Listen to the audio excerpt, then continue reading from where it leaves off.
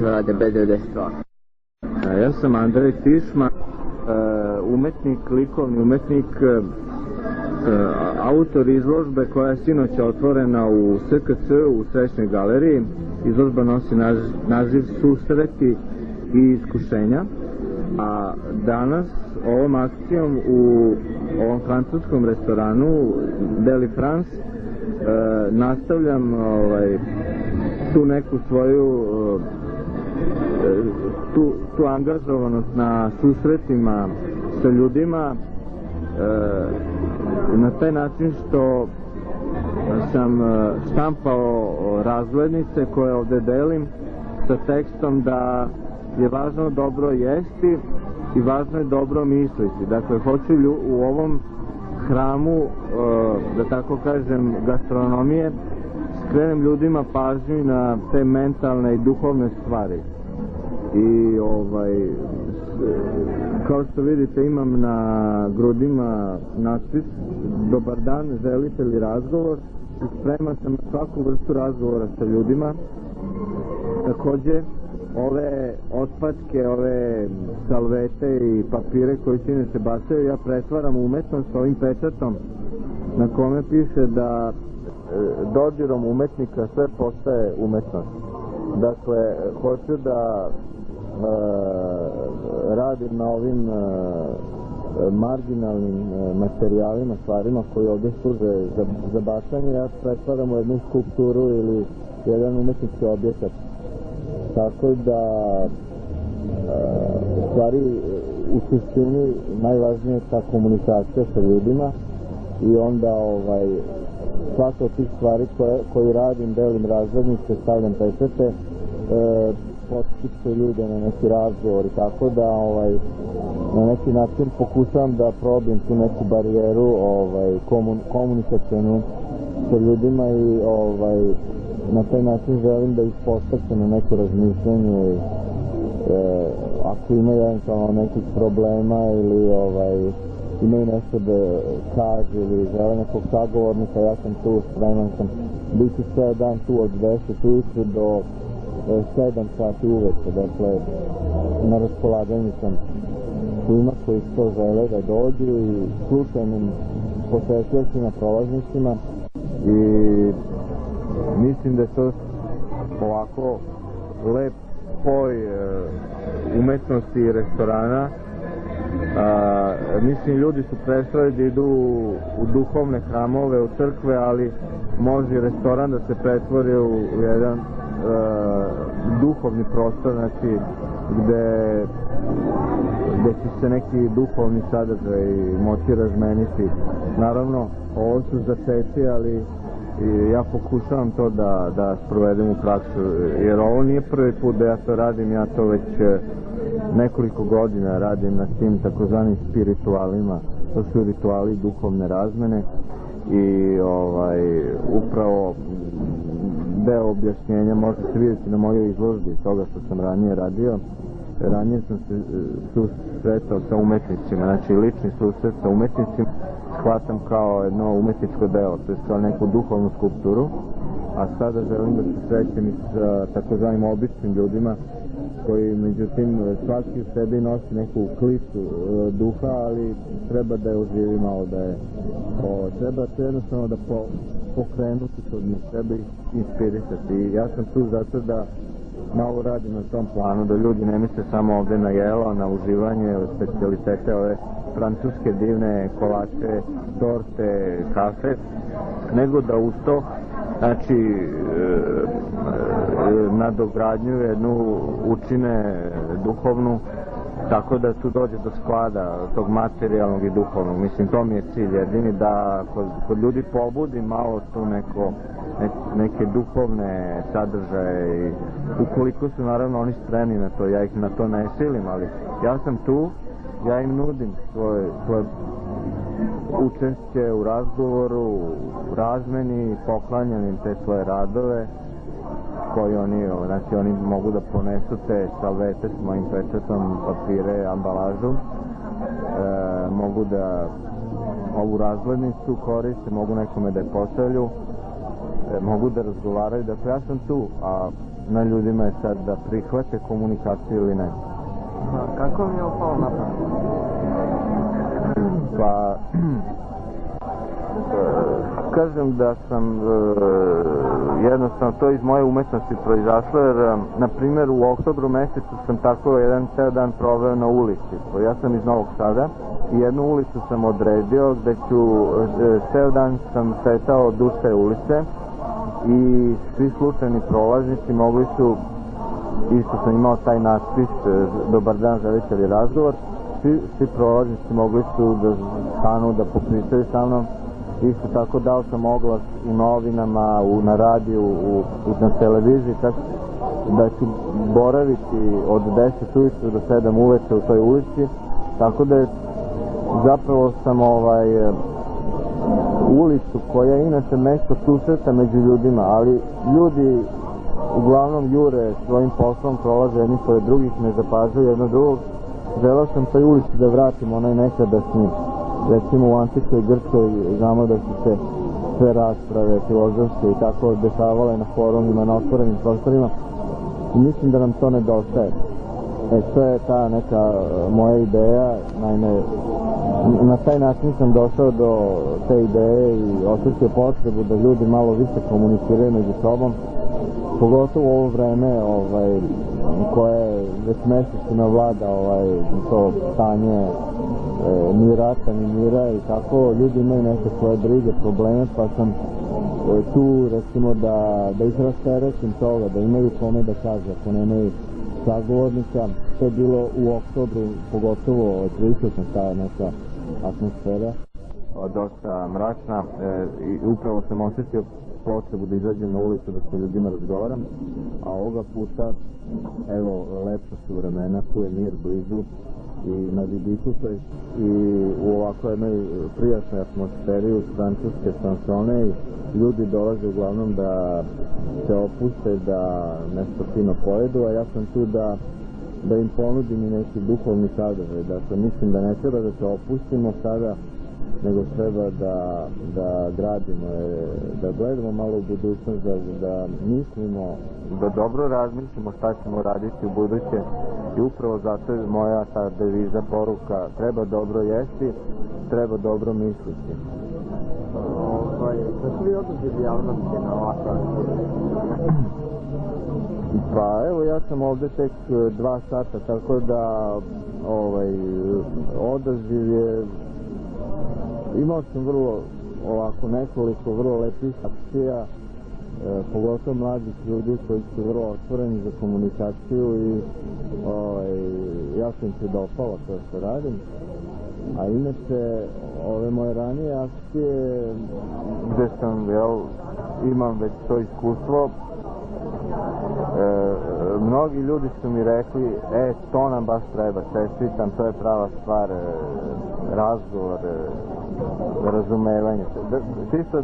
da ih neko sasluša, ja sam spreman da saslušam svakoga. Ja sam imao razgovore od više od pola sata, recimo sa nekim ljudima o raznim stvarima, o raznim temama i kažem, spreman sam u bilo čemu da razgovaram. Dakle, iskustva su vrlo dobra i mislim da je samo to, taj razgovor ne utiče samo na mog sagovornika, nego na čitavu atmosferu okolo, znači oslobađa ljude tenzije. Tim 2 ili više ljudi komuniciraju na jedan pozitivan način, šire neku pozitivnu energiju i mislim, čitavu situaciju oslobađaju tih negativnih tenzija. Tako da iskustva su za sada vrlo dobra, ali mislim da je to tek početak, da treba još dosta da radim na ovakvoj vrsti susreta i da to razvijam i dopunjujem. Evo, prvi put sam odabrao jedan restoran da to radim. Ranije to bila ulica. Pa vidjet ćemo kako će biti. Kako su Beograđani ovo vreme? Pa, vrlo su komunikativni, mislim, ja uglavnom sa mlađim ljudima imam veze i pošto mlađi ljudi posećuju ovde i Mislim da su vrlo oko zdravi su, mislim, jedan zdrav odnos imaju i mislim da je Beograd dosta ostao ovako zaštićen od tih negativnih uticaja ove čitave situacije u zemlji, dok recimo Novi Sad, ja sam iz Novog Sada, tamo je prilična jedan otaj vlada priličan u odnosu na Beograd, može se ta razlika osjetiti, jer manji je i grad, a onda razmjerno više ljudi na frontu i tako da tamo je možda takva jedna akcija potrebnija. Međutim, kažem, za razliku od onoga u Novom Sadu, kada sam ljude želeo da saslušam, da njihove probleme razumem, da im možda neki savjet dam koliko mogu, ovde je težište na tome da treba dobro jesti, dakle uživati, ali treba i misleći na budućnost, treba nešto konstruktivno raditi. Dakle, Beograđani koji su malo ovako opušteni, trebalo bi da iskoriste tu svoju opuštenost i dobro raspoloženje da usmere svoju energiju na neke ovako dublje stvari koje mogu zaista da promene stvari na bolje i da utiču onda i na čitav jugoslovenski prostor. Mislim da je potrebno jedno smirivanje, jedan ljudski, jedna komunikacija. Pre svega treba obnoviti komunikaciju među ljudima. I najgori neprijatelji stvaraju na neki način iracionalne neke odnose međusobne i međutim kada oni sednu i počnu da komuniciraju onda shvate odjednom koliko je sve to čak možda i smešno i glupo i kako su bili u zabludi. Na tome važno je uspostaviti novu komunikaciju među ljudima, ljudsku komunikaciju koliko je to moguće i moja mala uloga je da budem jedan od ljudi koji će da rade na tome da se uspostavi komunikacija među ljudima. Prvo u ovako nekim ušim sredinama, a onda da se to širi na neku širu teritoriju, pa razmišljeni globalno, dakle u svetskim okvirima, jedna međunarodna komunikacija treba da se uspostavi. Svi smo mi ljudi, svima nam je zajedničko da težimo sreći, prema tome zašto ne bi svi bili srećni, samo ako jedan drugome nešto ugodimo i mislim treba drugome davati, u tome je čitav problem, treba davati, pružati, pomagati, onda će samim tim i vama će se dati i u tome je čitava tajna, u davanju, pružanju. Ja sam inicijator jedne takve akcije, jedne takve politike davanja, prema tome pozivam sve ljude da koliko mogu da daju drugima i da u tome vide zadovoljstvo i neka budu sigurni da će i njima drugi davati, da će biti srećni i oni drugi. Da su naše očekivanja od ove akcije?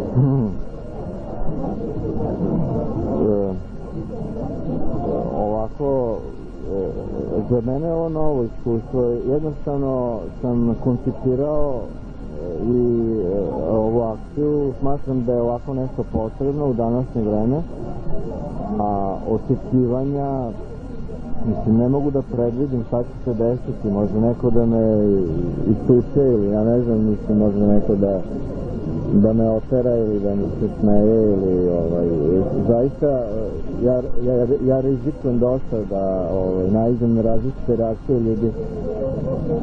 Međutim, ljudima treba znati priči, tako da ja se trudim i to je neka veština naći ključ za svakog čoveka kome prilazim, naći jedan ključ kako da mi se on otvori, kako ja njemu da se otvorim i u tom smislu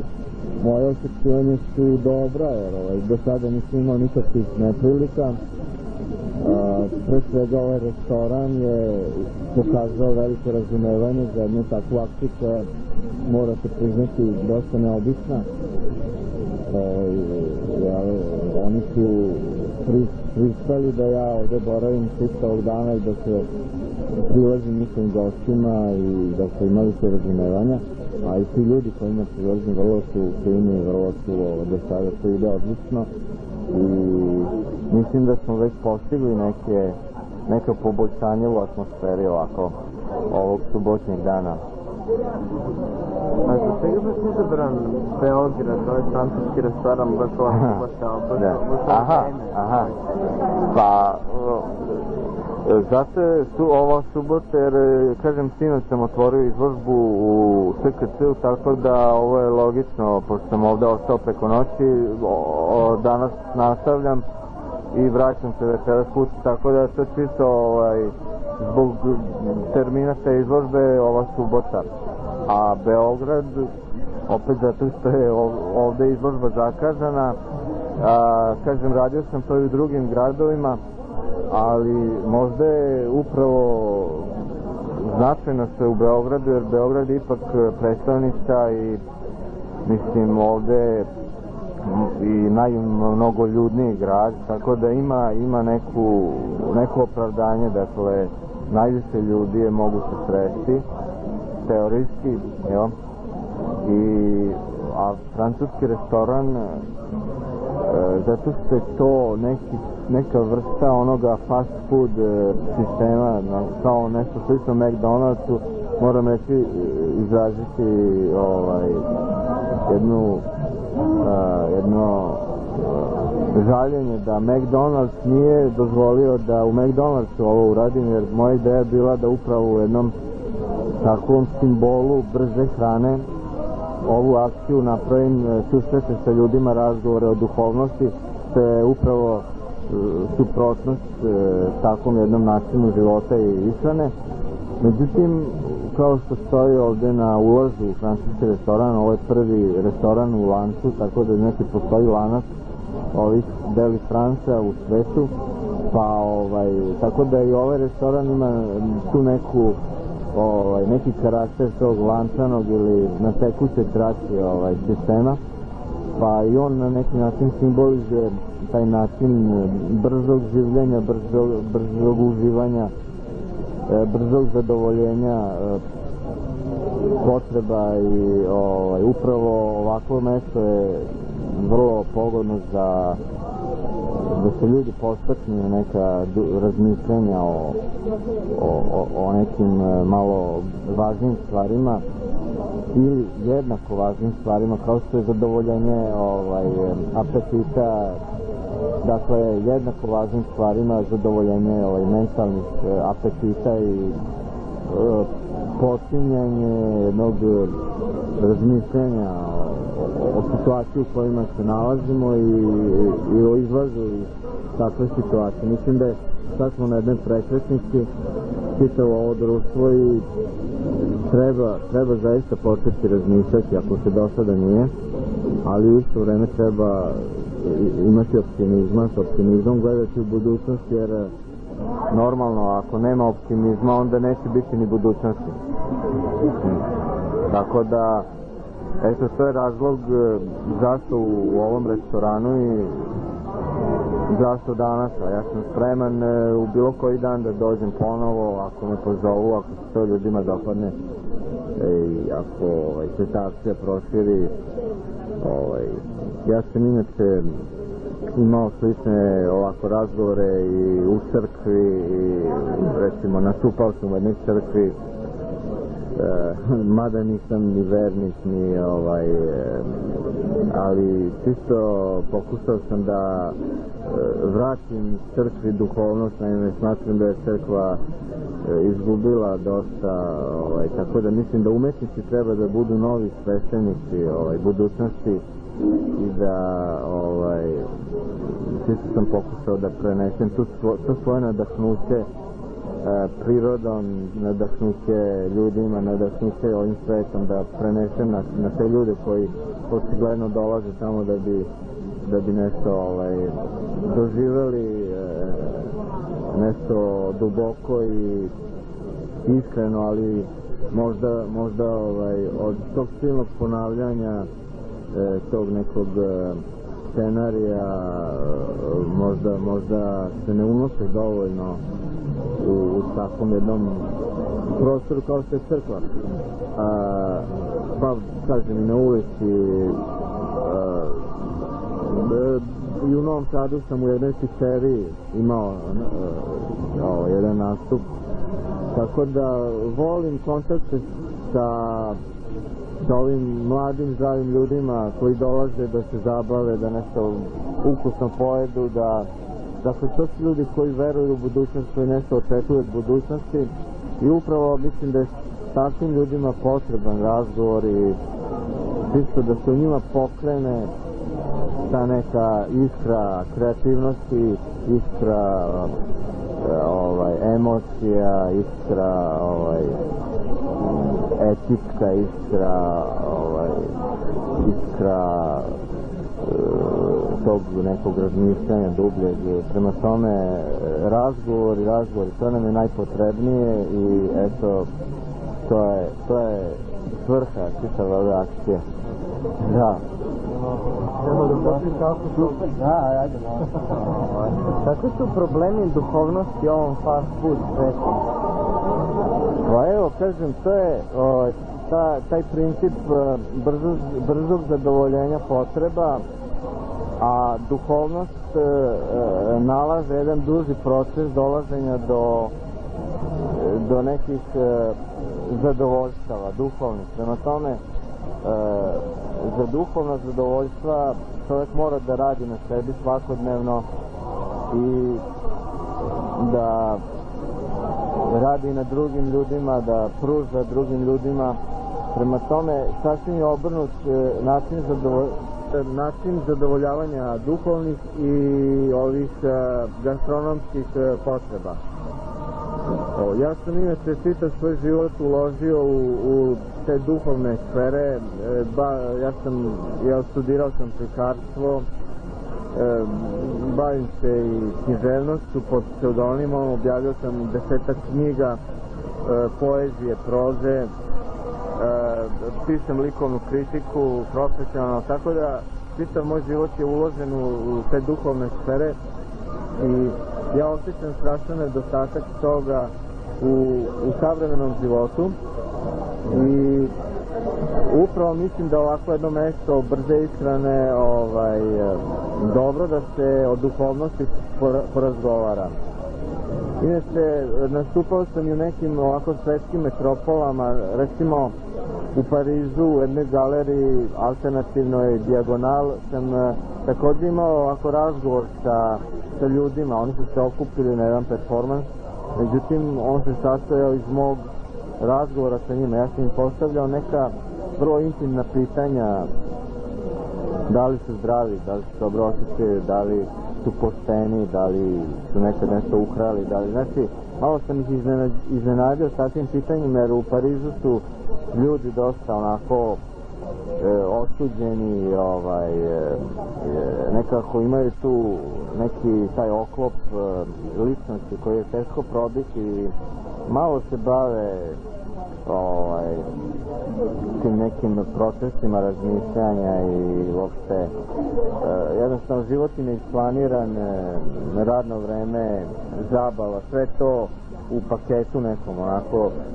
organizovano, nemaju uopšte brige ni problema oko svoje ličnosti, sve im je servirano, treba samo platiti, maltene život je čitav isplaniran do uplaćena je i sahrana i sve, mislim dakle nema problema, samo treba sačekati da se taj proces fabrički ili na tekućoj traci dovrši i čovjek je srećan, to je on misli da je sve, ali postoje ti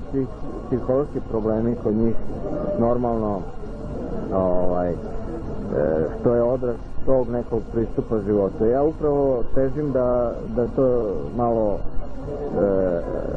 tu neku koru, opnu razbijem i da ljude navedem da malo drugčije shvate život i razlog zašto smo mi ovdje na ovom svetu jer čovjek dok je živ on treba da ipak radi na sebi, naime da stvori od sebe čoveka. Mislim, ako je on već sebe naziva čovekom, onda treba da bude, da koristi sve ona svojstva koje su to dati rođenjem, dakle i inteligenciju i duhovnost i što je recimo duhovnost posebno karakteristika čoveka kao vrste, dakle ne treba da se unazađuje tokom života, nego upravo da napreduje, da se razvija. Prema tome želim samo ljude da posjetim da postoji i ta jedna dimenzija čoveka koja je zaboravljena.